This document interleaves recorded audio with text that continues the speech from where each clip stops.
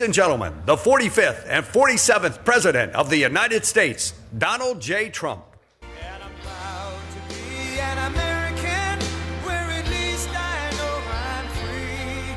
And I won't forget the men who died, who gave that right to me. And I gladly stand up next to you and defend her still today. 'Cause there ain't no doubt I love this land.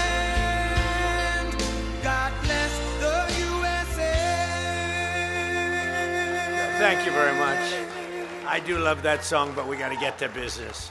I love that song, but I want to thank you all. You're special, special people, and I want to just say that, I announced I was coming over here, and I said, I love those Republicans, and I meant it. I said, except for maybe a couple I don't love. But the people in this room, I don't know if those couple are here. I don't know. I don't care if they're here or not. But we love you, and you've done an amazing job. You love the country. You're doing what's right for the country. And I want to wish everybody a Happy New Year, the most successful House Republican majority in decades. And we did it with not a big majority, right? That was not a big majority, but it's a unified majority, and it's people that know what it takes to make America great again. So together we had 12 months of unprecedented success in 2025, and now we're going to make history and break records with the epic midterm victory that we're going to pull off. It just doesn't seem to happen for people that win the presidency. It's an amazing phenomenon. You win the presidency, and we sure as hell are having a successful presidency, I will say that. But even if it's a successful presidency, and it's been nothing like what we're doing. We had a very good day 2 days ago, too. But even if it's successful, they don't win. I don't know what it is. There's something psychological, like you vote against. You can win by a lot. We won every swing state. We won the popular vote by millions. We won everything. But they say that when you win the presidency, you lose the midterm. So you're all brilliant people. Most of you are in this business longer than me. That makes me smarter than you, because look where I am, right? No, it doesn't. But I wish you could explain to me what the hell's going on with the mind of the public, because we have the right policy. They don't. They have a horrible policy. They do stick together. They're violent. They're vicious. They're vicious people, and they stick together like glue. They don't have a couple of the people that we have. A couple of people, not too many. Really very few. And that's why I want to just say that before we go any further, I want to express our tremendous sorrow at the loss of a great member, great member, Congressman Doug LaMalfa, who passed away yesterday, as you probably have heard. And he was the leader of the Western Caucus, a fierce champion on California water issues. He was great on water. He wanted to release the water, he'd scream at him. And a true defender of American children. He was a defender of everybody. And our hearts go out to his wife, Jill, and his entire family. He voted with me 100% of the time. And by the way, he wasn't a 3 o'clock in the morning person. Do you know what I mean by that? Where the speaker goes, sir, could you call up? Could you call? I said, what time is it, speaker? Sir, it's 3 in the morning. Could you make a couple of calls? How many? 9. So I'd start calling 3 in the morning. I said, I shouldn't use any names. I'm just going to create problems. But hi, Jim, and I'm not talking about Jim Jordan. I never had a call 3 in the morning for him. But I said, hi, Jim, how you doing? I just called to say hello, 3 in the morning. Okay, sir. Sir, you haven't spoken to me in 3 years, and it's now 3 in the morning, so I know what you want. You want my vote? And usually almost always they'd give it. But they wanted to be called. And with Doug, I never had a call. He was with us right from the beginning. I love those guys. I must say I probably love them the best, the guys that I don't have to call. They know we're doing the right thing. I have a couple that are going to be with us all the way, but they just want the call. They want love. They need love. They're more insecure than most of you. It's true. No, most of you are secure people. They're all laughing. No, most of you are secure people. I had a couple say, look, I could have Trump call me all the time. I just have to break his ass a little bit. And he'll be calling. But I appreciate those. We actually had a little party. We opened up a beautiful section of the White House in the Rose Garden, and we had a party for all of those people that I never speak to and vote for me. And, you know, I spoke to Doug, but I didn't speak to him about, never had a problem. And I was really saddened by his passing and was thinking about not even doing the speech in his honor. But then I decided that I have to do it in his honor. I'll do it in his honor because he would have wanted it that way. He would have wanted it that way. He would have said, do that speech. Are you kidding me? Do the speech, big guy. But he was a fantastic person. Man, that was a quick one. I don't know quite yet what happened, but boy, it's a tough one. He was just with us. He was our friend, all of us, every one of us. And I also want to send our best wishes to Congressman Jim Baird and his wife, who are recovering from a car accident. They're going to be okay, but they had a pretty bad accident. And we're praying that they get out of that hospital very quickly. He's going to be fine. She's going to be fine, but it was a bad accident. And I want to thank the man who has been central to so many of our triumphs. He really has been. He's the guy that would call me to make those calls all the time. He's always working. And he's a nice person. You know, he's a high quality person. But I want to tell you, he's a very tough cookie. I've seen both sides. Not often do I have to see the other side, because he's just, by nature, he's a very fine, religious. I like that. He's a religious person. I like that. I like religious people. It usually means they're more honest. Sometimes it doesn't happen that way. I've had some real religious ones that did numbers on me, and I said, I'm going to get them someday. They got me by surprise, but it's usually good, okay, right? And his name is Mike Johnson, Speaker Mike Johnson.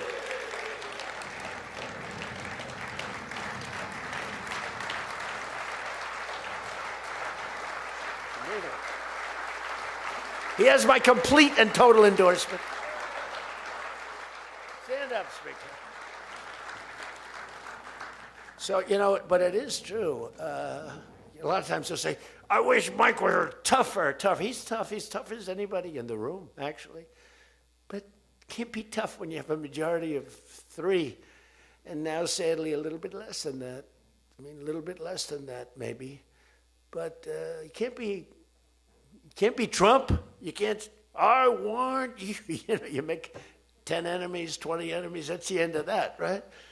Everybody loves him. I would say there's one person he's given up on. I think he just gave up on this guy. He's so bad. He never votes for us. But no matter how good, he won't vote for us.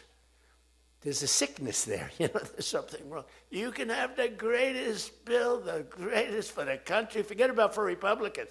Great, great, great for the country. I'm a no vote. We don't even bother calling him at 3 in the morning, do we? Huh? But I want to thank another guy who's as tough as they come, because he went through something that none of us have gone through. I went through a little shot, but I get that throbbing feeling every once in a while. But what he went through was incredible. And that Steve Scalise, he got hit hard. Where's Steve? Steve.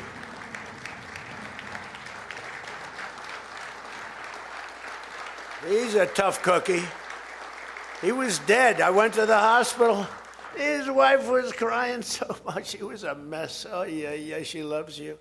That's the only thing I learned about Steve, that he has a wife who loves him. Because I've gone to hospitals where guys are in bad shape, and the wife couldn't care less. She's waiting.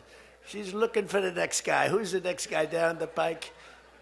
Who the hell is the next guy? He's dying. I said, that's so bad. Oh, yeah. I had one where the dog died and the husband died at the same time. I said, it's so sad. Yes, I love this dog so much. She couldn't give it, and the guy left her a fortune. Can you imagine? I shouldn't have left her anything, but she was much more concerned. It's true. Oh, the dog was devastated. The husband, he was like an afterthought. Your wife loves you, Steve. She's a great wife. Another one who has a great wife, Jackie, is Tom Emmer, right? Look at you. You have a great wife, but you haven't been tested like these guys. You have been. We don't want to test her, right? She's incredible. She's a strong, beautiful, great person. She's a great person. She actually liked me at the beginning when we were having little fights. We weren't even having fights. We just didn't know each other. We didn't know each other. And I heard he said something negative about me. He was sort of right about the subject, but you're not supposed to say ever, even though you're right. But Jackie was saying, I'm telling you, he's a great guy. He's good. He's going to be a great president, blah, blah, blah. She was fighting for me. And now I love this guy. He's great. She was right about both of us, I think, right? But Tom has been incredible. He's incredible at what he does. And he's a great team player. Your conference chair, Lisa McLean, is so strong and powerful and beautiful. Thank you, Lisa. Thank you. Thank you. And I think their broadcast, we said we don't care if the press comes or not. So when I say that, that means they're there. They're broadcasting all this, and I'm letting my feelings out because it's true. I feel that way about so many people in the room. I could say it about many of the people in the room. Some I don't know as well, but many of the people in the room. They're incredible people. You're incredible what you're doing. We also have another one, Richard Hudson, chairman, NRCC. Richard's always in there, always with a smile. No matter what's happening, Richard, he always has a smile. He's just a positive guy, smart and positive. Thank you, Richard. Really appreciate it. You do a great job. Republican Policy Committee Chairman, Kevin Hearn. Kevin, where are you, Kevin? Thank you, Kevin. Thank you. Did a great job. Every one of you got to be proud of yourselves. And basically the entire House Republican Conference. It's been really amazing what you've done. And we're going to give you some ammunition today. I said, I'd love to make a speech. The Speaker asked me, would you make a speech? I said, sure. You think Biden would do that? Would you make a speech? What? First of all, people wouldn't ask him to make a speech because it never worked out well, right? Could never find the exits. You finish, look, stare here, stare there, stare here. You could jump off the front if you had to. No matter what he did, he got himself into trouble. So basically, they didn't ask him to, but if he did, it wouldn't be good. But it's good with me because, we have so much ammunition. We have ammunition. The problem is the fake news. That's why I like being on. I'd much rather do live television than do non-live because, when they say, as an example in my speech, peacefully and patriotically to the Capitol, peacefully and patriotically. Do you know that the Unselect Committee didn't report it, that I said those words?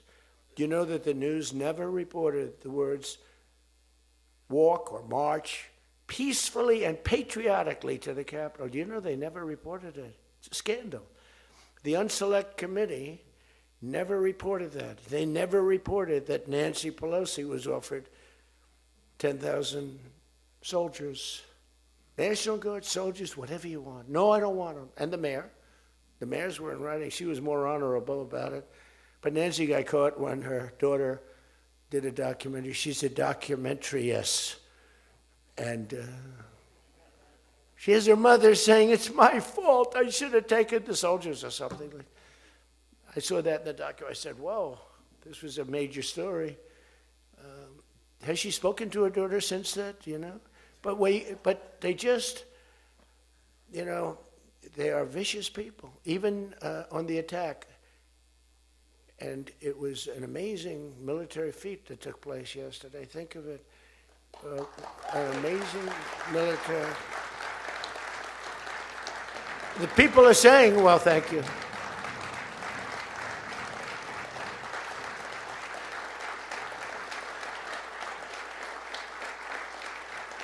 People are saying it goes down with one of the most incredible. It was so complex.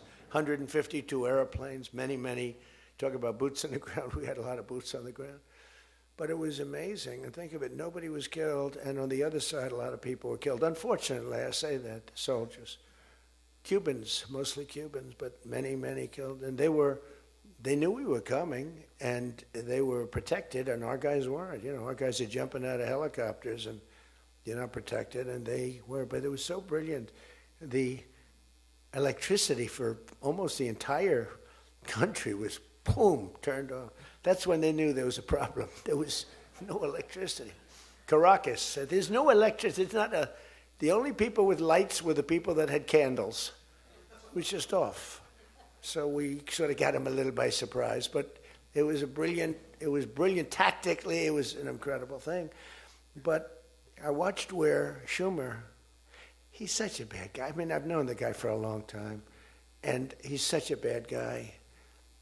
At some point they should say, you did a great job. Thank you. Congratulations. Wouldn't it be good?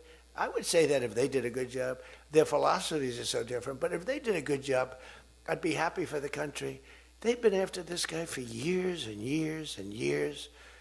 And, he's a violent guy. He gets up there and he tries to imitate my dance a little bit. But he's a violent guy. And he's killed millions of people. He's tortured. They have a torture chamber in the middle of Caracas that they're closing up. But he's tortured people. And now what they do, the radical left, they actually have people, and it's hard to get them. They're all paid people. Most of these people are paid. They're paid when they have brand new, beautiful printed signs by like the highest quality printer, and you have a woman, free Maduro, and the sign is before we even did the attack. Free Maduro. Why do you want him freed? I don't know, but he should be free. Oh, she reads the sign. What does that say? It says free. Well, that's what I believe. And you see the sign. It's like, Lisa, we should all have quality signage like that. The one thing I want their sign maker. The guy is great. He does beautiful signage. The old days was better when they used to write out their own sign, wasn't it? They'd make a sign in the basement. They'd have an old broken board holding up a sign, and it's made with a magic marker, sloppy as hell, and it meant something. But today, when you have that yellow and black, they should use different colors a little bit. But the yellow is a beautiful shade of yellow. No, I want to find out who that is. I want him to work for the Republican campaign. He's much better than our guy, whoever the guy is. But the United States proved once again that we have the most powerful, most lethal, most sophisticated, and most fearsome. It's a fearsome military on planet Earth, and it's not even close. I've been saying it for a long time. Nobody can take us. Nobody. We don't want to have it. We don't have a discussion, but you read all and you see everything else. Nobody could have done that. Nobody has our weapons. Nobody has the quality of our weapons. The problem is we don't produce them fast enough. We're going to start producing them much faster. We're going to be very tough on the companies. We have the best weapons in the world, but it takes too long to get them, including allies. When allies want to buy them, they have to wait 4 years for a plane, 5 years for a helicopter. We're not letting that happen anymore. We're telling our defense contractors, you're going to start building faster. Guy makes... I have a big problem with it. I'm the king. I have sold more Boeings than any human being on earth. They gave me an award, Salesman of the Year. I said, what about Salesman of in the history of Boeing? I've sold more Boeing planes than any man in history by far, probably over 1,000. Over 1,000 planes. I said, that's the good news. But why should they wait 3-4 years to get a plane? They should get them immediately. The F-35s, it takes too long to get them. The Apache helicopter. I mean, I had India coming to me, sir, I've been waiting 5 years. We're changing it. We're changing it. India ordered 68 Apaches, and Prime Minister Modi came to see me. Sir, may I see you, please? Yes. I have a very good relationship with him. He's not that happy with me because, they're paying a lot of tariffs now because they're not doing the oil, but they are. They've now reduced it very substantially, as you know, from Russia. We're getting rich because of tariffs, by the way. I hope everyone understands that. They hate to report. We're going to have over $650 billion poured into our country or coming in shortly because of tariffs. They're finding all of these pockets of money. A couple of weeks ago, sir, we're off by $39 billion. Oh, is that good or bad? Meaning, do we have it or are we short of it? Sir, it's $39 billion that we can't account for. That means we have an extra 39. Yes, sir. I said, well, what are you saying? We just don't know where it came from. I said, check the tariff shelf. Sir, that tariff doesn't start until September. He said, no. It started about a month and a half ago. Check it. Comes back 25 minutes later. Sir, you were right. It came from tariffs. This never happened to us before, where we find plus 39 billion, not million, plus 39 billion. They were missing. We've taken in $650 billion or shortcoming, and that's because I'm being nice. If I want to be, and we have national security because of tariffs. And frankly, we have a big Supreme Court case. I hope they do what's good for our country. I hope they do the right thing, where the president has to be able to wheel and deal with tariffs. Now, if you have the right president, it's good. You have the wrong president, if you have the wrong president, nothing's good. Tariffs are the least of your problems. We found that out for 4 years. We had the worst president, did the worst job. They had the worst policy. We have to even run against these people. Now, I won't say cancel the election. They should cancel the election because the fake news will say, he wants the elections canceled. He's a dictator. They always call me a dictator. Nobody's worse than Obama and the people that surrounded Biden. Not Biden. I don't think it was Biden. He didn't know what the hell was going on, okay? The election was rigged. He had no idea what happened. He still doesn't. The auto pen. And by the way, you ought to make a big deal out of the auto pen. The auto pen was your president, because most of the things were signed by auto pen. And you're not allowed to do that. I signed very little. Now I just sign everything because it's just so crazy. But like I had the other day, we elevated a general to 4 stars. I think you should sign that. That's a big deal. A general who did a great job was elevated to 4 stars. And I had the general in, and I signed it in front of him, held it up. You got to sign that. You can't give it to an auto pen. And you can always tell an auto pen. One thing, it has 2 little tiny dots. You know that? 2 little dots. You know what that's from? 2 pins. They go bing, bing. They're wonderful things. But you got to sign it. And the law is you have to sign it. If somebody's, telling the auto pen person, he has to be authorized by the President of the United States. Well, he wasn't. The guy barely knew the President. How many times did you speak to the president, right? He said 2. And they just spoke about the weather. It was like this. But he was never authorized to sign. And I think it's, 95% of the things were signed by auto pen. You can tell because the auto pen is a nice, clean signature, and his signature's a mess. The only thing he signed was, which is nice, was Hunter's pardon. That's the only thing that we can find that he signed. Most of it he didn't sign. So somebody's sending papers to sign, and he wasn't the president. First of all, the election was rigged. You ought to have voter ID. You ought to insist on it. You ought to insist on it. Can you imagine? In California, they not only don't have voter ID, but if an official at the voting booths, which they don't have, by the way, because it's all mail, if an official, a voting official, even asks somebody for voter ID, sir, would like to see your identification. Do you come from our country? They put him in jail for tampering with the election. Okay? We got to straighten this out before it gets too crazy. California is more corrupt than any place. California is more corrupt than Minnesota. And I won Minnesota. Well, Tom's going, I think so. Well, it's close. It can't be proportionately, probably nothing's more corrupt, right? We got to win something. Yeah, right. He says you got to win. I'll tell you what, I did great there 3 times. I was surprised 3 times. Those elections are corrupt. They got you one time, too. But I heard a long time ago, but they got you. But they got to straighten those out. But we have to have voter ID. And when you confront a Democrat about voter ID, like in a debate or something, I said it a couple of times with Biden, and they're very embarrassed when they say, we want voter ID, voter identification. The only reason somebody doesn't want that is because they want to cheat. Our elections are crooked as hell. And you can not only win elections over that, and not only win future elections, but you'll win every debate because the public is really angry about it. And you ought to pass the SAFE Act, or whatever you're going to call are we going to SAVE Act or the Save America Act? I think we're going to change the name a little bit. You're going to put that up for a vote? I think everybody in this room certainly should do it. And it's a bad vote for them because they're voting against things like voter ID and other things that are almost equal to voter ID. But when somebody says, no, we don't want voter ID, that means they're crooked. And the public understands it. You win elections with that. But I think it would be really important, Save America Act, if you would put that up for a vote. It's got my total endorsement. And all it is common sense things about the election.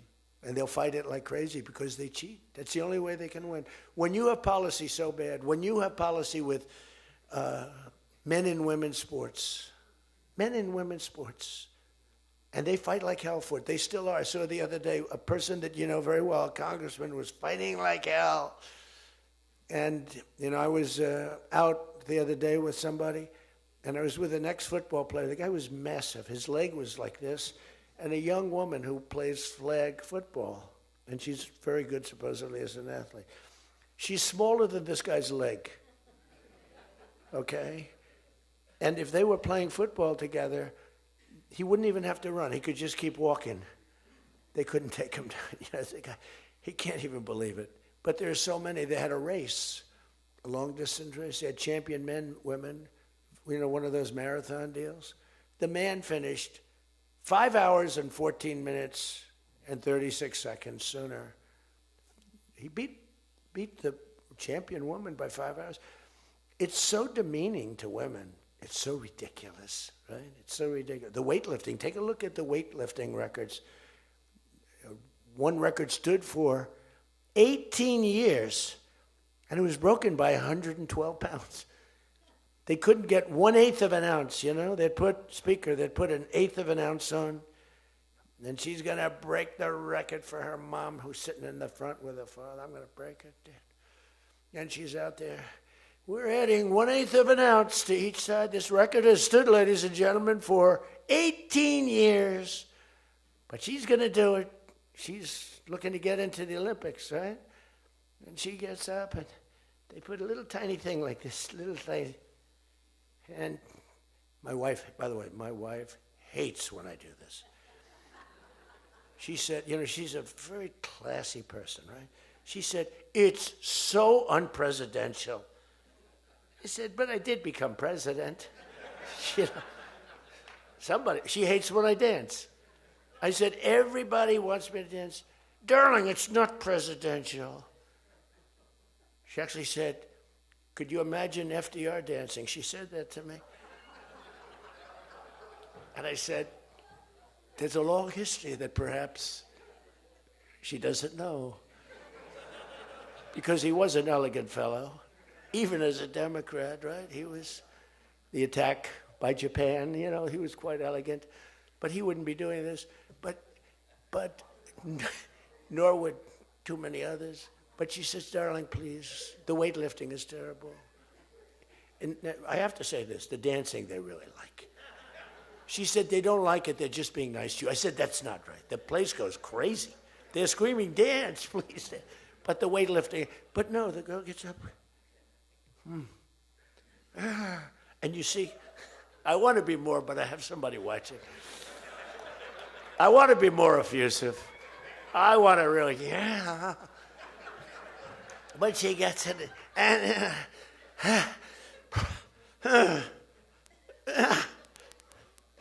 drops the thing, walks off the stage crying. Her mother's crying, her father's crying. Guy gets up. He said, have you lifted before? A little bit. And he walks up, he could have gone ding, ding, ding, ding. I think it was 112 pounds, right? It's crazy. Or the beautiful boxer, they have boxing now, and that they have a young gentleman who transitioned. He was a very good boxer, but he wanted to be a woman, which is, to each his own. Because I want to be very liberal when it comes to these subjects. I'm trying to get that vote. It's not an easy vote to get. It's very tough for me to get it. But he transitioned, and he transitioned, And the girl was a champion boxer from Italy, remember? She got up, first round. He hit her, boom, with a left. A left, for those, everybody here knows about, but a left, Lisa knows better than anybody, but a left is defense. He goes, boom. She's like, oh my. She walked to the corner, remember? She didn't go down, but she did everything else. But she said, I've never been hit like that before. I don't want to go out again. You can do it. You can do it. Bang. She walked off. She said, he happened to win the gold medal, that young woman. He won the gold medal.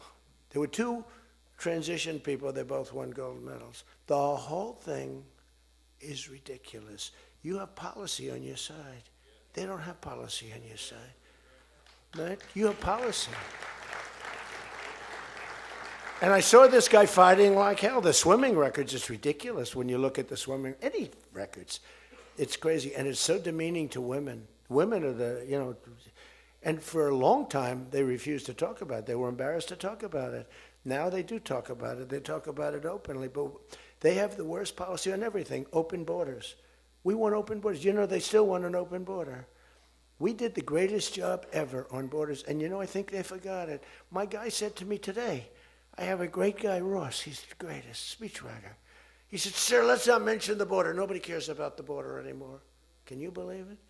This was the biggest, this was the biggest thing there was. It says to me, nobody cares about the border because it has a shelf life.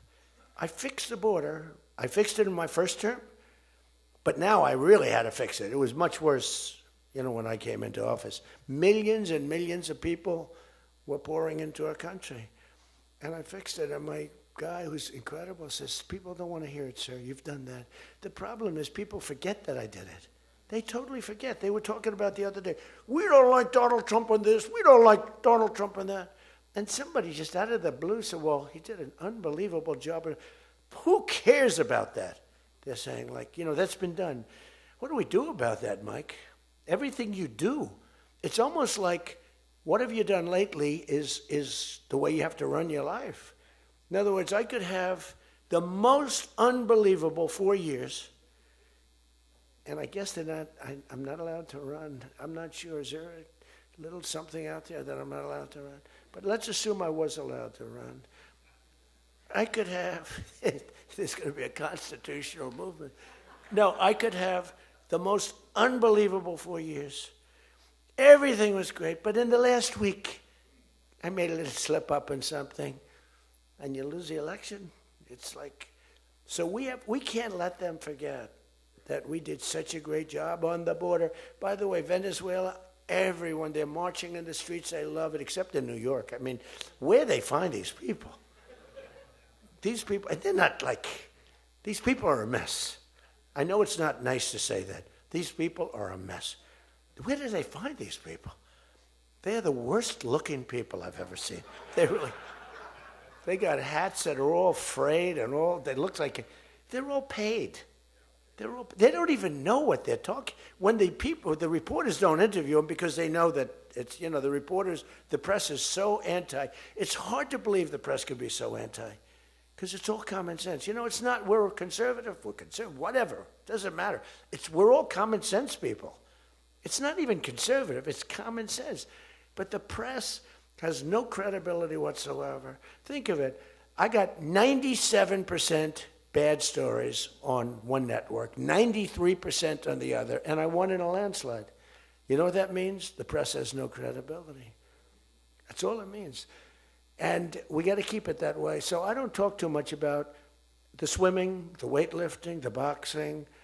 I don't talk about it. You know why? I want to start bringing it up about a week before the election because I don't want them to correct themselves. I don't want them to say, we've decided that we don't want to have men playing in women's sports. That would be a devastating blow for us. Because that's, they say it's an 80-20. No.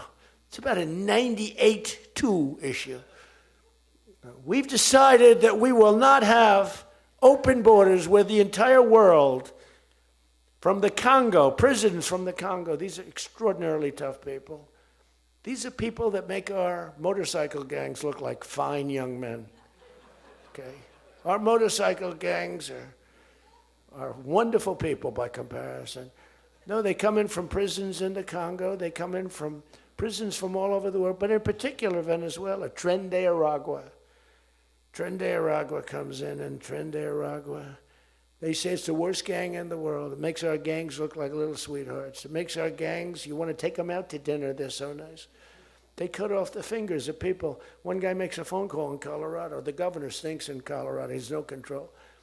So Tren de Aragua, they don't want to do anything about it. So ICE has to go in and take them out because the governor doesn't want to do anything. But they make a phone call. They've taken over my building. The landlord's calling. They took over his building. So the governor doesn't want to do anything. But he calls the police, the guy. They come in. Did you call the police? This is Tren de Aragua. We're talking to the man that owns the building. Did you call the police? Yeah. Boom, they cut off his fingers. If you call him again, the next time your hand comes off. Can you believe it? The guy's walking around, his fingers were cut off. And these are the animals that we're throwing the hell out of here. Washington, D.C. is now the safest city in the country.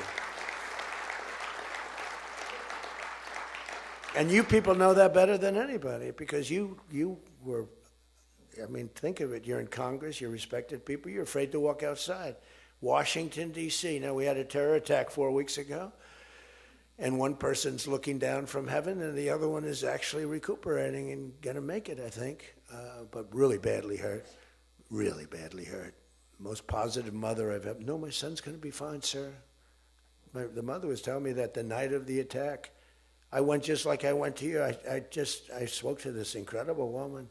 Sir, everyone's praying for my son. He's going to be fine. The doctors thought she was, just hoping against hope. There was no chance. And 2 weeks ago, he got up and started walking around. It's amazing, actually. So maybe some really bad. It looks like he could be okay. He's going to have pretty bad after effects. But that was a terrorist attack on people that are doing a great job. And it could have been anywhere. But we haven't had a murder. We would have, on average, 2 murders a week in Washington. I don't even like talking about it. Two murders a week in Washington, D.C. We haven't had one in 7 months. People can walk out now. You can walk down with your wife down to the restaurants, which are booming, by the way. I mean, if you go back to before I got in, and we did a pretty good job 4 years ago, but there was never this, in my first term. So when we were during the first term, we were pretty good, but it wasn't like that big of an issue. It became a big issue because people were being mugged all over the place. We had a couple of people working in the White House that were killed. We had one guy waiting for his wife in a car. They said, "Get out of your car." He said, "Well, I'm waiting for my wife." They blew his head off. The wife is walking up to the car. Animals. And then they get angry when I say, "They're animals." Nancy Pelosi, "They're not animals, they're human beings." No, they're not. This is another thing. That's a 98-2 issue also. No, they're animals, and we've taken them out. We've took out over 2,000 people, brought them back to their countries from where they came, or they're in prison now in Washington. Because it's not just like, you have to take the bad ones out. 2%, 3% of the population causes 90% of the crime. Think of it. 2% of the population in Washington, D.C. causes 90% of the crime. So when you get rid of the 2%, we took out over 2,000 people, got them out of the country or in prison. Some were so bad that we didn't want to send them back to their countries because they'll come back in, even though it's hard now, but they're pretty smart. They're sick, but they're smart. But you're now living in one of the safest cities in the country. It's a great thing. You can walk to the restaurants. Restaurants are booming. New restaurants are open. They were all closing. You wouldn't have had a restaurant. And I don't know about you, but to me, those soldiers standing there look so good. I'm not going to feel safe walking down the street without them. I don't think you would either. Even though, we took out so many criminals, I just feel better. To me, they're beautiful. I look at these soldiers, and you feel safe. You feel safe. I don't think if we took them out, even if the crime wasn't much, it would definitely be more. We did a great job in Chicago.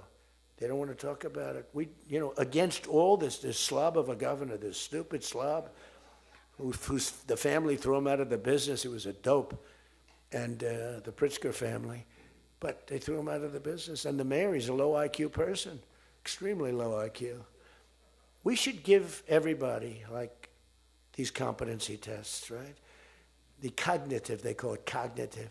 You know, I'm the only president that went for cognitive. I think every president and vice president should be forced to take cognitive exams, mental tests, like, are they intelligent? Wouldn't it be nice? Do you think Walz could pass a cognitive test, as an example? Do you think Kamala could? I don't think Gavin could. He's got a good line of crap, but other than that, he couldn't pass. I mean, here's a guy who didn't want to have water coming down from the Pacific Northwest. Why? You know, they have a little tiny fish, this big, it's a little tiny fish. Not doing well. You know why? No water. They're sending water. It's too much. It's killing the fish, so they cut it off. And then they have 25,000 houses burned down. They don't know why. No, I think, I believe in it. I'm the only one that took a cognitive test. I do, it's the worst. If I don't do a medical exam, because I've had times where I went longer, because I'm busy. If I don't do a medical exam, they say, Trump's not doing an exam. There must be something wrong with him. If I do the exam, they say, why did he do this? Why did he do this part of an exam? He did too much. There's something wrong with him. Do you remember there was a period, Mike, where I had 32 days in a row. I did one press conference, 2, 3, sometimes 4. I do them behind the desk. I don't even just do it. I do press conferences. But I do many press conferences. So in 32 days, and then one day, just one day. This is 32 days in a row. Must be some kind of a crazy record. Then one day, do you remember I didn't do one? Because I took Kai, my very brilliant golfer, beautiful young lady who swings the club so beautifully. She's a great scratch golfer and loves playing. Grandpa, would you take me to play golf? So I ran, I play golf in like record. I play speed golf. It's better that way. You know the expression? Miss it quick. No, I play speed golf, but I'm a good golfer. Everybody knows. Anybody that I've beaten in this group. But I love to play golf, but I don't get to play much. But I took off 2 hours, and the press couldn't find me. But they knew I was there because they follow me. And I was getting, are you okay? Guys are calling me up. Some of the guys in this room. Sir, are you okay? Yeah, what's the problem? There's a report, sir, that you're no longer with us. Remember that? No. The report was that I don't want to use the D word. It's such a horrible word. Dead. I don't like. There's a report, sir, that you're no longer with us. I said, well, I just hit a 280-yard drive. This isn't bad. And, it's one of the, and it took me a couple of weeks to get that one straightened out. The new one is they did a report in the fake news New York Times where I worked this day from early in the morning till late in the evening, but we don't give out a full schedule. It's like who the hell wants to give out a schedule to these people? But it's all work. And this, in particular, this day was brutal. I never got to leave the seat. You couldn't do anything. It was just one after another after another. And this went on from early in the morning till late in the evening. And my people gave out a report. He had lunch. They show a report, lunch with somebody. And they did a story. Donald Trump is slowing down. He only had lunch. And then he went back up, and they said, that's malfeasance, whoever did, right? No, it's terrible. I was actually more angry with my people than I was with the New York Times. But they wrote a story, and it takes you a period of time to recover from these hits. And it's almost no matter what you do, but you have to keep a positive eye. But we have a fake press. We did a thing that's so incredible on medicine that nobody has ever done it, reducing favored nations, most favored nations, we reduced the cost of medicine at levels that have never even been dreamt of before. We should win the elections on just that thing if we did nothing else and went home. Go home. We did favored nations where we're bringing down the price of a pill. As an example, in London, the pill sells for $10. In New York, it sells for $130. That's 13 times as much. Most favored is, I want to pay what the lowest nation in the world is paying. Everybody knew about it, but nobody had the guts or the stamina to do it, or the respect from other nations, but I do. And then you also had to get the drug companies. The drug companies were not easy, but they were much easier compared to the other nations. So the other nations used to tell the drug companies, we're not going to pay more. You kept it for years, the same price. Everything, we just kept going up, up, up. And finally I had the drug companies, and I said, listen, fellas, you can't do this. Can't do it anymore. I'm not going to let it. We're going to do it, and you're not going to do it. And I did things to them that were brutal, but I really found out it was the nations that were so tough. So when France was told that the pill will go from $10 to $30, it's a big increase, right? But it's not really. And that ours would come down from $12 or $13 down to $30. So theirs would go from 10 to 20 or 30, and ours would go from $13 down to, meaning $130 down to 20 or 30. So it's a huge drop for us. Now, depending on the way you calculate it, it could be thousands of percent down. It could also be 90% and 80%. You know, there's two ways of calculating. I don't know if you know. They said Donald Trump exaggerated. No, there are two ways of calculating it. But calculate it at 80, 90%. But the other way is more accurate, like 900%, because that's what it really is. But there are two ways, but use, to be generous, 90%. There hasn't been a reduction in 28 years, except for the 1 year where I got it down 1/4%, and I had a news conference. I was so proud of myself. The drug prices, prescription drugs, are going to be down by thousands of points, thousands. On that one item, you should win this election. The New York Times barely wrote about it. The other papers barely wrote about it. Nobody even knows that the drug prices. Now, people will say, you don't mind if I don't read this crazy teleprompter, do you? Because, do you mind? Because I have, it's called standard. But these things are so important because you guys got to get elected.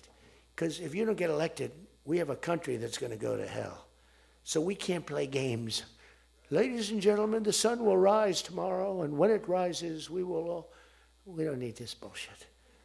We need to talk about favored nations. And your numbers are coming down at levels that nobody's ever seen. We inherited high prices. We inherited a mess. We inherited the greatest inflation in history. And you know what was knocking it down? The bad economy that we inherited. We inherited bad. We now have the hottest economy in the history of our country. We have $18 trillion being invested in the United States. You have, every one of you have car plants, AI plants, plants of all different types. Because of tariffs. I hope we get the good ruling from the Supreme Court. I only hope we do, because it's given us tremendous national security. So let me just finish up, because I weave. I love to weave. If you ever weave and don't come back to the point, then that's a problem. Then you say, but when you weave and you go here and boom, boom, boom, always coming back, then you're in good shape. But what's happening is, by doing what I did, we're getting numbers that are so low. But what did I do to the countries? I said, France, your health care for prescription drugs is going to go up triple. It's going from $10 a pill, just as an example. I called it the fat drug. You could say the fat drug, Ozempic. Ozempic is $80 in London, and it's $1,300 in New York. The fat drug. A friend of mine called me up. He said, what the hell is going on? A very rich guy, but I said, the fat drug doesn't work on you. Why are you even taking it? The drug has failed miserably, but he's a very loud, boisterous. He's not a bad guy, not a great guy. Smart as hell. But he's a very rich guy. This drug, he could have paid millions for it. It wouldn't have mattered. But he said, in London, I'm paying $80. In New York, I'm paying like many times more than that. What the hell is that's because of what's happened? Because the nations held us back. So the drug companies, I made a deal with them. You're going to do it? They said, whatever the nations agreed to. The nations were a bigger problem than the drug companies. So I said, you tell me they'll never agree, sir. I said, 100% they will. 100%. They said, sir, the smartest guys, Eli Lilly, Merck, Pfizer, all genius. They're all making numbers you wouldn't believe. The defense contractors are making more. That's why I'm going to say, you're making $45 million a year and you can't produce a frickin' helicopter for 7 years? We're going to talk to them about that. But I said to the France, I called up, as an example, France, just as an example, I like him, he's a nice guy. Emmanuel, you know Emmanuel Macron. I love the French accent. Emmanuel. They said, listen, you're going to have to raise your prices a little bit because we're paying 14 times more than you. That's a lot, right? We're paying numbers. In other words, we're making up for all of this deficit. No. I don't know. I will not be able to. Mr. President, please excuse me. Most of the people call me Mr. President, except for people that don't respect me. They call me Donald, which are probably a lot of them too. But they said, no. Putin calls me Mr. President. She calls me Mr. President. Emmanuel goes, no. We will not do that. Yes, you will, Emmanuel, 100%. Because I was told they wouldn't do it. And this is, you can take Emmanuel and add up Hans, you can add up Ludwig, you can add every name in the book. It's all the same. The answer is no. We're not going to double our drug prices. Not for you or anybody else. I said, yes, you are, 100%. We are not going to do it. No, you don't understand. 100%. You're going to do it and you're going to like it. They go, I don't understand. I've told you 5 times, why do you keep saying you're going to do it? Because I'm always right about, Trump is right about everything, right? I said, the hat. Trump is right about it. I have been right about everything. Got to keep it going. Is there wood up here? Hold it. I always like to, just in case. Trump was right about everything. And I said, so you're going to do it, Emmanuel? No, I'm not. I said, okay, here's the story, Emmanuel. If on Monday you haven't agreed to every single thing that we want, I'm putting a 25% tariff on everything coming out of France, including your wines, your champagnes, and everything else. No, you cannot do that. I said, I can do that, and I will do that. Even for national security, I'll do that, but this is for medical security, and 100%. Now, let me explain. The tariff I'm imposing on you is 42 times more expensive than what I'm asking for you in return.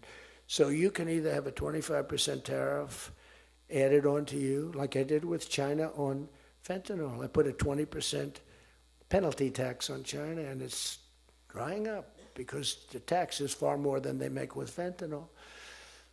But with the other nations, I said, you're going to do it. And you know what he said? You can't do that to me. I said, yes, I can.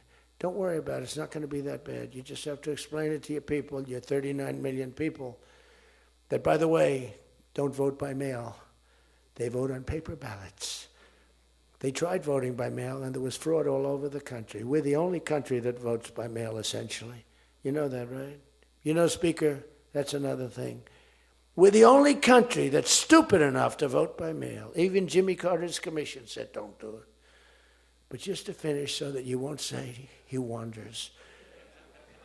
Emmanuel said to me, Donald, you have a deal. I would love to increase my prescription drug prices by 200% or whatever.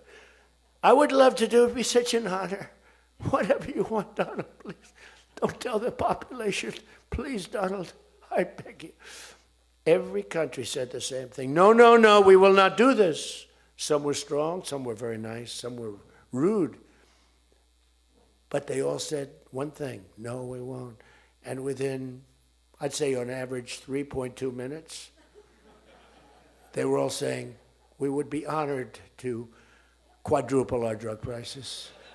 So we would be honored to quadruple our prices if that's what you like. We want to make you happy. Okay. Therefore, I will not charge you a tariff, and you're going to increase your drug prices by 3 times what they were paying 2 days ago, right? And we have now favored nation. You think Biden could do that? I don't think so. Think Biden ever thought of it? Now, everybody's wanted favored nations, but everybody knew it was impossible to get the countries to agree to it because they wouldn't have done. And they've been doing this for 40 years or whatever it is. We were subsidizing the entire world. That's just one of the many things we're giving.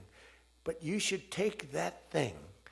That's going to save. Now, that also, when you add that to health care, your drug prices are much lower than what you projected. So we're going to reduce health care by a lot. One other thing. On health care, it's never been our issue. It should be our issue. We had a very nasty vote from a couple of people.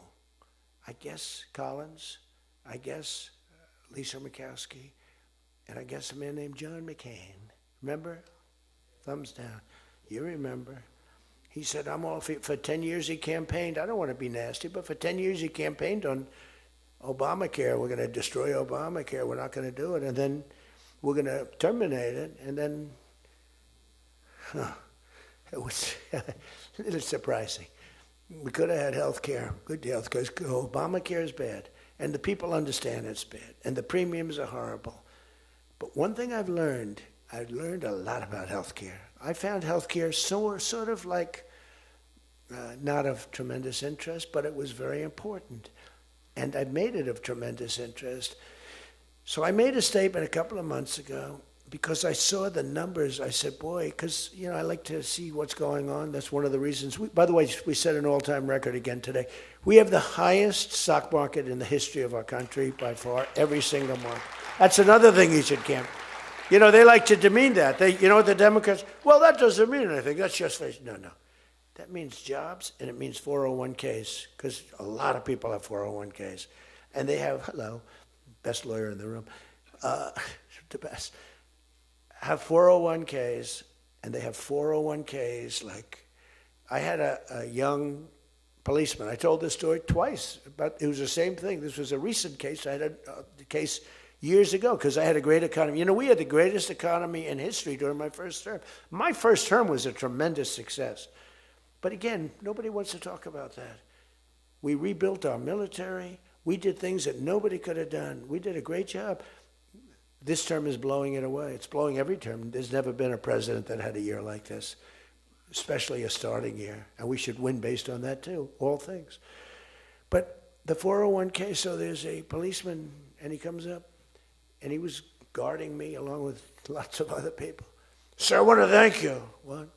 My wife thinks I am the worst investor in the world. And for the last year,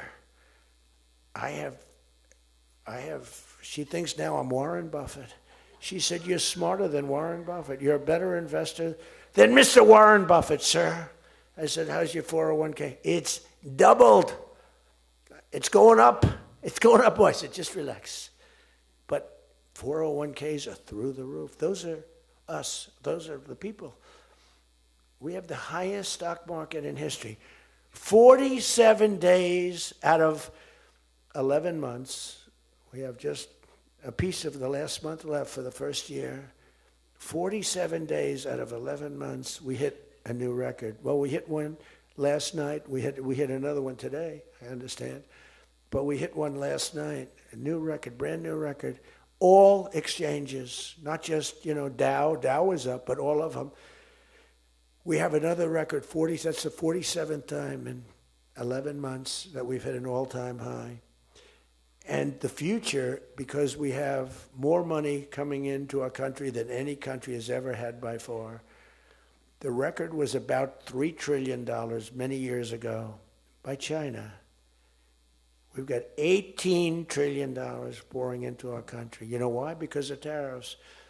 Because if they build a factory, they don't have to pay any tariff. But if they make it in another country and they send it in, they have a very big tariff to pay.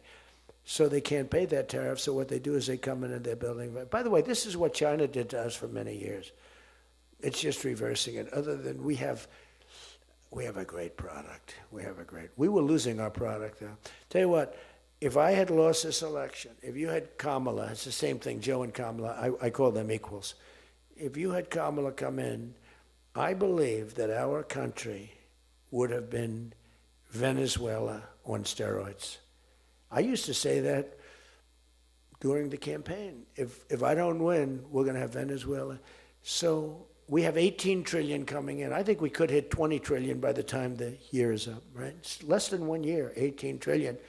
The record is $3 trillion. $3 trillion is a lot of money. 18 trillion is not even thinkable. That's all investment.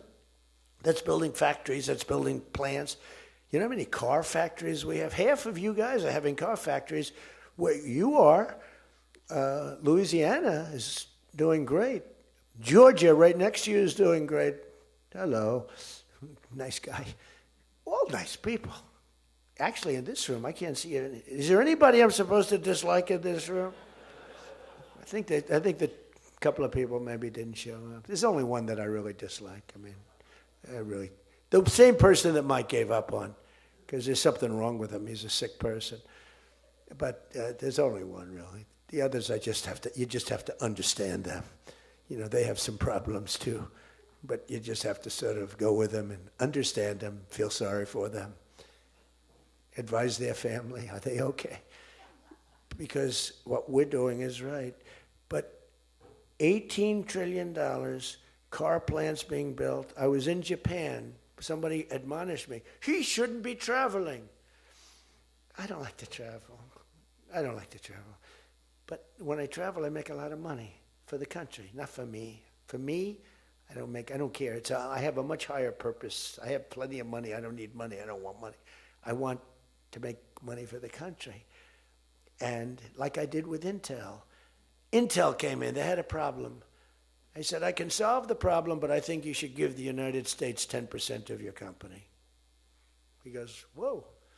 I said, yeah, I think I can help you with the problem, but you got to give the United States, not me.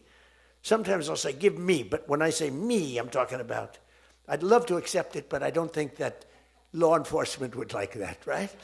I'm very cognizant of law enforcement, perhaps more than anybody in history. Actually, a friend of mine who's really smart said, you know, you've got to be the most honest guy in history. Because you have been examined, your books, your records. I have a big business.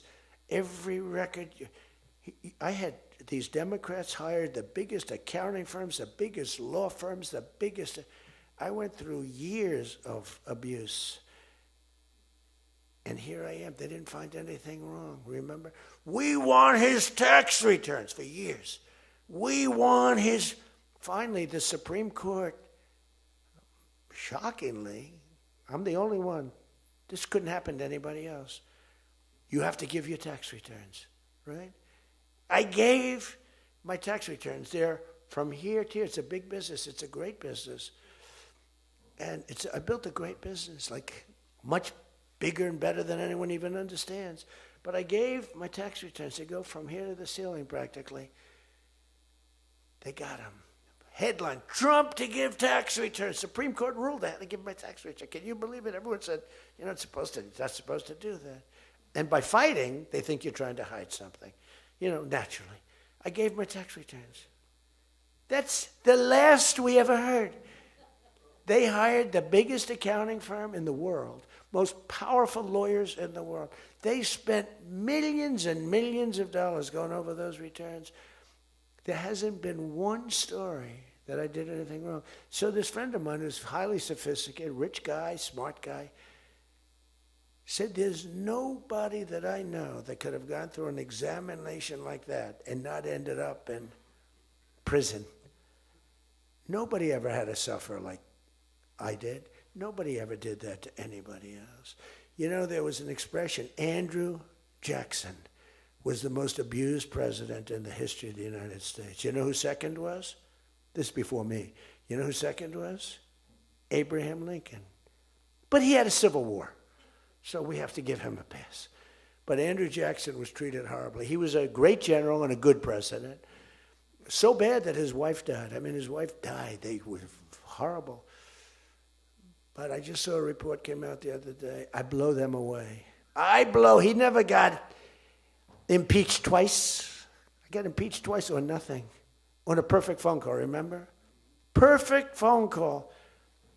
Tim Scott, who's a great guy, great, wonderful guy, South Carolina, straight guy, right? He is a good guy, good person. He's an honest person. He read a transcript. Thank goodness I had a transcript. Essentially, the call was taped because they tape calls. I didn't even know. So was that call taped? Yes, sir. I said, oh, well, bring it down. I don't even know. And we read the transcript. It was perfect. It was so good. I told Ukraine not to cheat. And if you see any cheating, report it to the Attorney General of the United States. That was my call. They said, he was trying to intimidate. All I said is, don't cheat. And we have a signed agreement that Ukraine can't cheat. You know that. It's the only country we have actually a signed. They violated the agreement many times, I would tell you. You'll find out. I was right about that too. But nobody's gotten treated. But this guy said to me, for you to have escaped. But the one thing, and I'll just end it, because Jim Jordan back there, world champion wrestler, 128-1. Whatever happened to the one guy? The Russian. He lost. How dare you lose to a Russian? Do you know the more impressive record for Jim? Because I'm a big sports person. I love sports. Jim went to high school. As in high school, he was considered like the top wrestler. But he was undefeated in high school. Now, what that means is that as a freshman, he was beating seniors. Is that true? Were you actually undefeated? Seriously, were you undefeated in high school? That means as a freshman, he had to beat seniors, Steve. Nobody could, because there's such a difference between a freshman and a senior. To me, that's more impressive than anything. But I'm also impressed with his fight. Now we have to close the deal, Jim. We got to close the deal. Close that deal. I respect. I saw Jim, and the first time I met Jim, I looked at him, and I said, tough-looking guy. But I noticed the ears, they were a little rough. They were a little bit of a rough. Some people would say a little cauliflower on that ear. I said, Jim, have you wrestled before? Yes, I did. Where? Was it Ohio State? Something like, he was an All-American at Ohio State. I said, yeah, I could sort of tell. I look at the ears and I can sort of tell. But have you had plastic surgery on your ears, Jim? No? Because they look better now than they did the first time. They've healed over the years. They've healed. Actually, now you're wrestling with probably much tougher people, the radical left lunatics, right? But anyway, so I just want to leave it by this. I want to say that you are great people. We have all of the policy. We have wonderful. Just stay together. We got a few people that make life very difficult. They don't have that. I used to say they don't have a Mitt Romney in their midst. I mean, Mitt Romney was very difficult. You know, he was almost like for them. He was on the Senate side. But we have a couple of people that are really bad. I mean, they're bad, but maybe they'll straighten out. Maybe somebody in the room can sit them down and straighten them out, because what we're doing is the right thing for the country. We're not Republican or Democrat. We're doing the right thing for the country. If you look at what we're trying to solve the health care problem. We're trying to get better health care at a lower price. I mean, that's a good thing, right? And the one thing I learned, and just in concluding, and I said it like a month and a half ago, and it was the number one thing in the country. Even the fake news covered it. They tried to put a negative spin on it, of course. I said, I read a story about insurance companies making a fortune. A fortune. Their stocks were up 1,700%. Who invested recently in a stock that's up 17? And that's because the money that they're getting from Obamacare is massive. And the government generally. That means they're making a fortune. And as soon as that, because I'm like, I have a natural, I don't want to say it again, but I have a natural business instinct. I do. I've always done things. I've done some things that people said, you're crazy, and I made a lot of money with. I've done a lot of things that were good. I have an instinct, right? Somebody said, he's got the best political instincts of any politician in 150 years. I said, no, I don't. I really don't believe I do. I think I have good instincts. I have common sense. But they said that it was a very complimentary statement, but I don't believe that's necessarily right. But I do have good policy. I have good common sense. And maybe they wheeled that into instincts. And I did become president, so it can't be that bad. And I never did it before. Don't forget, I ran for president. I had a politician telling me very strongly, they said, sir, I've run for office 20 times and I've won 17. And I know what I'm talking about. This was at the very beginning of my first time. I said, well, I've only run once, and I won, but I won for president. He said, you got me on that one. He's actually sitting in this room right now, that son of a gun. He knows who I'm talking about. He was giving me a hard time, but he's turned out to be a decent person. Not the best in the room, but a decent person. He's not my favorite in the room, but he's decent. But we have one thing that's really strong. Uh-oh, it's a fake news. Pulitzer Prize, right, Doug? Pulitzer Prize. He got one for the bullet. He had the bullet, but he got how many Pulitzer Prizes? 3 Pulitzer Prizes, and all talented guys. These are great guys. I don't like the people back there as well. These are the ones that take the pictures. Make me look thin for a change, Doug. You're making me look a little bit heavy. I'm not happy about it.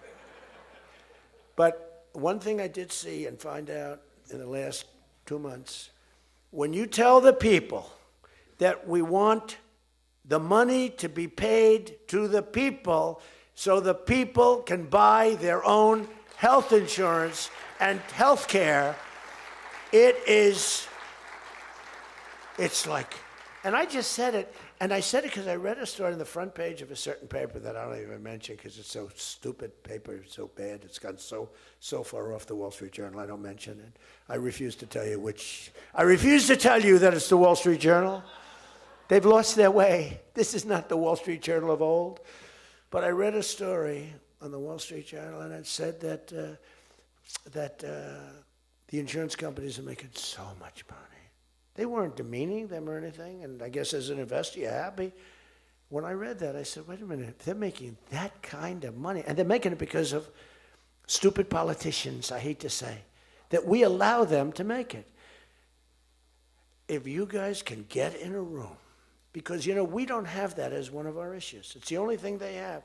They're lousy at it. They came up with Obamacare. We tried to fight it. We almost had it won, but we didn't get 3 votes. We should have gotten them.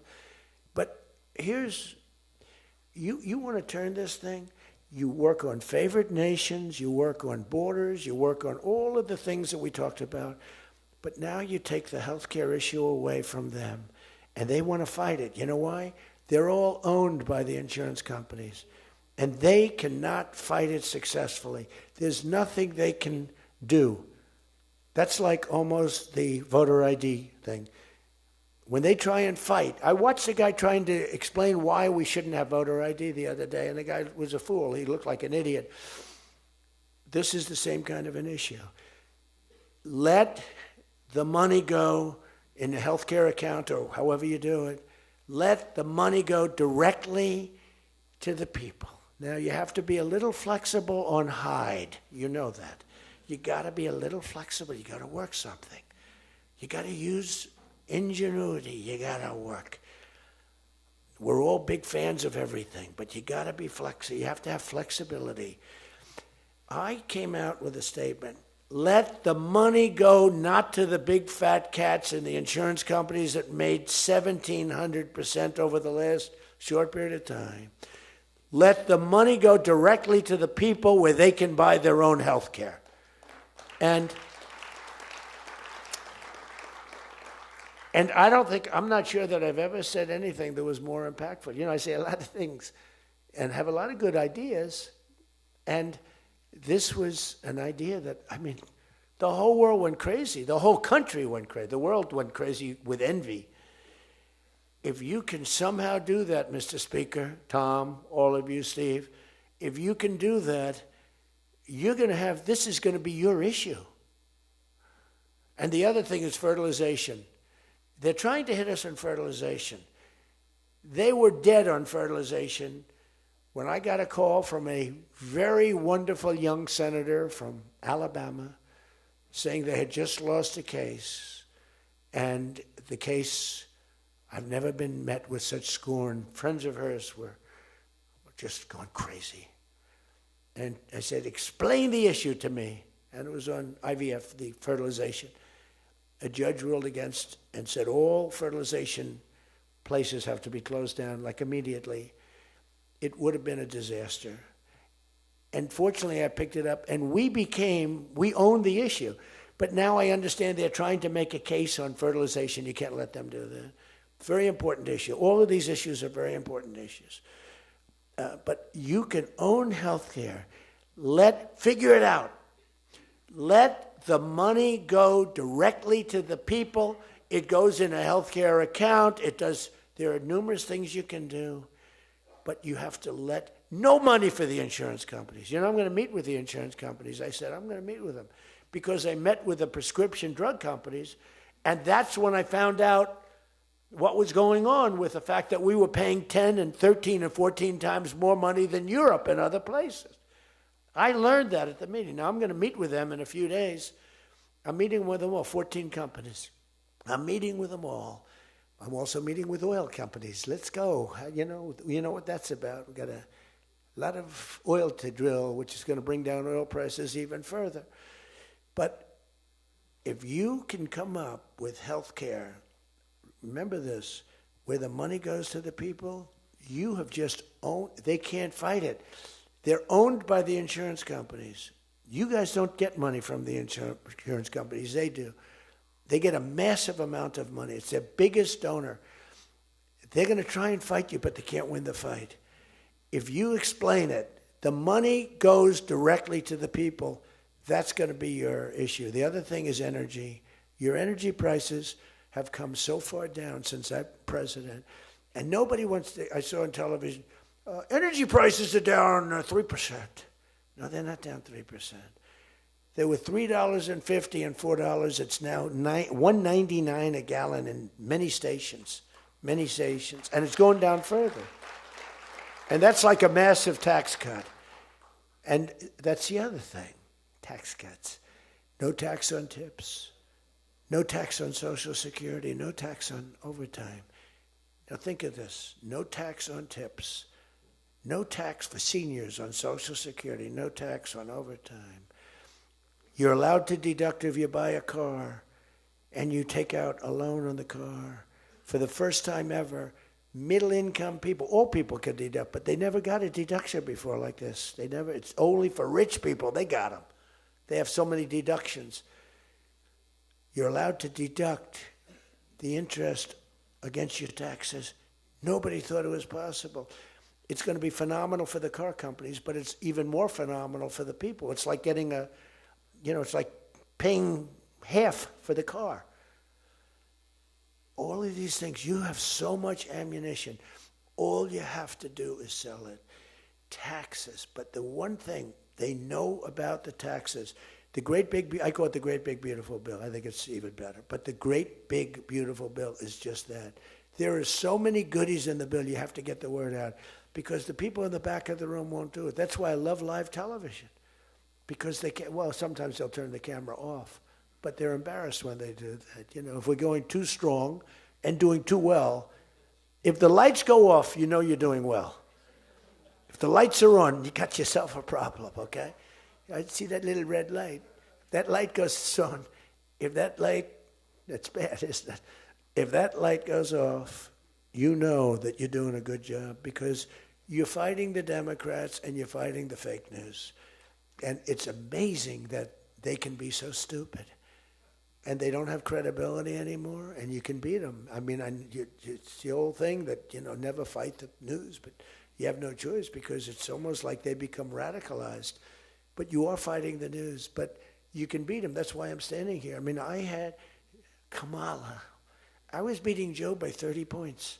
And then they changed him. That's like a fighter in the ring. He's losing. And they said, let's put somebody else in to take his place. Very unfair. They changed in the middle of the election. They said, he's going to lose, so let's give somebody else. And fortunately, she was just as bad as him. Probably slightly. I don't know. Would you say as bad or worse?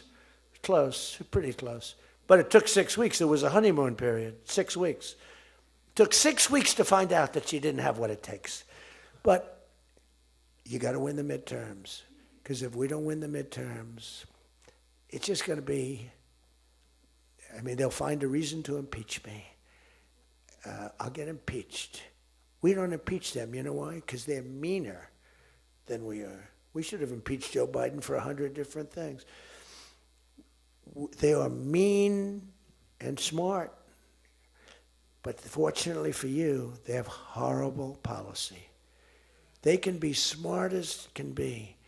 But when they want open borders, when they want, as I said, men and women's sports, when they want transgender for everyone, bring your kids in, we're going to change the sex of your child. Just send them our way. In some cases, like in Minnesota, they don't even tell the parents. Is that right? And nobody believes it when I say it. I think we have 6 states. Nobody, am I correct? Okay, Tom Emmer said yes, so. But it's true. Where the kid comes back, they keep the kid. They operate on the kid. They don't tell the parents. It's not believable. We have great, solid, common sense policy. They have horrendous policy. What they do is they stick together. They never have a no vote. They impeached me. I never knew I was going to be impeached. I get a phone call, you just got impeached. I said, what does that mean? It took them 10 minutes.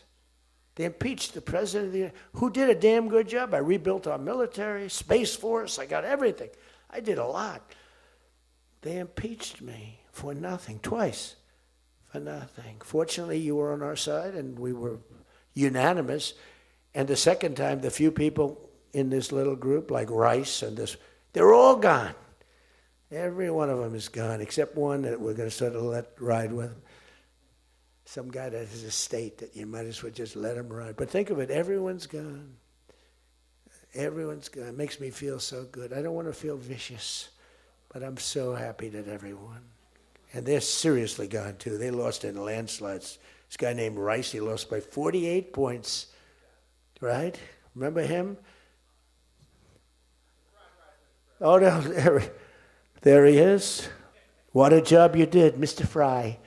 Congressman Fry. I looked around for somebody. It's true, this was a good choice. We've made some bad choices, too, because you have to do it. I said, who the hell can run against this guy, Rice? It was a Trump plus 40 district. They had riots around his house that night. You know, he voted, I vote to impeach. And that night they had riots. So they said, who the hell? Just give me somebody. A warm body. And then, no, it has to be a living, breathing person. And then if I could get a genius, it would be good. And we got a guy who is so good, he's been, I think, are you happy with him? I think so. Stand up, bro. He's great. I said, where does he come from? He's like a senator, state senator or something. I said, all right. I spoke to him one time. I said, you're accepted. But little did I realize how good he was. You did a great job. You've done a great job, and the people love him. So he has done a great job. I just want to say this. I haven't read one word on this thing. Who the hell else could do this? And I think I gave you something. It's just a roadmap, and it's a roadmap to victory. You have so many good nuggets. You have to use them. If you can sell them, we're going to win, because we've won 2 races in like 50 years. It's, for whatever reason, I don't know why, but just don't fight it. It doesn't make sense. There have been 2, and they were unusual circumstances. So whether it's a Republican or Democrat, whoever wins the presidency, the other party wins the midterm, and it doesn't make sense, because we've had the most successful year probably in the history. They say, and now you add what happened essentially yesterday, We've had the most successful first year of any president in history. And it should be a positive. And make it a positive. So with that, I leave you. I do. And I started by saying I love you all, and I'll end by saying I love you. You're amazing people. What you do for this country is incredible. And thank you all very much. Thank you. Thank you.